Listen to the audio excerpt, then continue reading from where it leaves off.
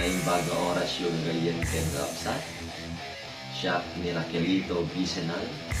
May kuman ibasa ka na kayo, di may isa ka na itidalin po. Anay pablaak iti banawag, iti Abril 2022. Napauluan da ito iti ayamoom di Kalgaw.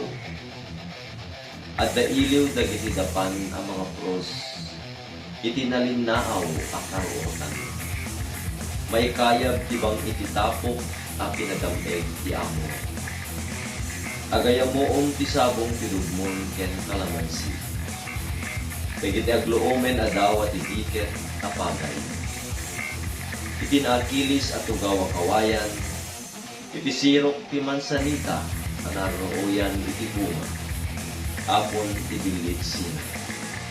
Masayop tinaingel nga anag, tinakirog abagas akapit. Agsaknapen tinapaspas alawag, tinaisem na init. Sumalputen tiraya na kadagiti baet, dagiti bulong. Ket umimpisen tinapudaw nga asok, anang balkod trabaw, tinapuskol akabakiran, tibantay karin.